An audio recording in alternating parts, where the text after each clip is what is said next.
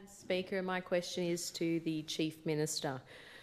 Chief Minister, in August last year, you told Territorians that you wouldn't be bringing in austerity measures because you would be spending responsibly. Since then, Chief Minister, you've scrapped economy-building projects midstream, wasting millions of dollars here in the Territory. You've announced new projects without costings, Chief Minister. You've also removed the debt cap and the accountability measure of reporting to the Parliament.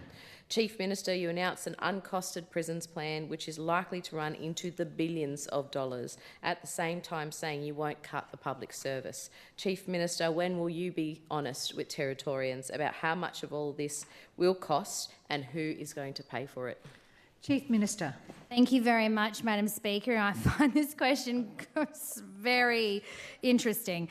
Number one, our Corrections Infrastructure Master Plan has delivered another nearly 260 male prisoner beds since coming to government. We've put more than 500 more people in prison since the August election. They're people that under your watch would be out on the street destroying people's lives. So yeah, we have a corrections infrastructure problem because your government buried corrections in the bottom of Attorney Generals and Justice, where they had to beg, borrow and steal for every penny to run a broken correction system. And that was before we put 500 more people into it. So yeah, Opposition Leader, there's an absolute crisis, and that's why we're delivering our infrastructure plan. You will see the costings of that in the budget. That's where these things go, into a properly structured, funded budget process. But we will build this infrastructure because the community safety is our highest priority. And people don't want us spending $143 million on a Darwin art gallery that no one's going to visit. They'd rather us build prisons. But your legacy will be that white elephant sitting in State Square, Opposition Leader. That will be Labor's legacy, spending money where we don't need it and not spending money where we do. We're bringing legislation to support our corrections officers for this very reason of underfunding and lack of support by Labor. Scrapping economy-building projects, she claimed. Well, I'd love to hear a couple. What are they? What are these economy-building projects that we've scrapped? Would love to know, Opposition Leader. And in terms of the debt cap, this is a fake number that Michael Gunner and co plucked out of the air years ago to fake to Territorians that you were doing something about managing your spending.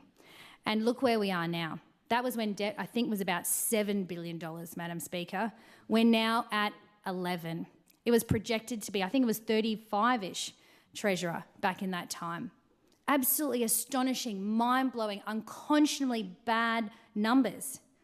And so we have to make the hard decisions around when we spend money. We will spend it in prisons, we will spend it in courts, we will spend it in corrections, we will spend it on the front line where it's needed, because people in our communities need to be safe above everything else. And that's why we're putting every other bit of energy into growing the economy, because that's where we'll get more revenue to be able to continue to grow the Territory moving forward.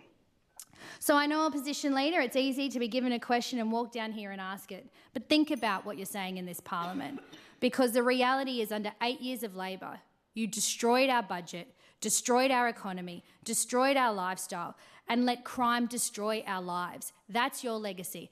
Ours will be fixing your mess and making the Territory a better place. Member for Blaine.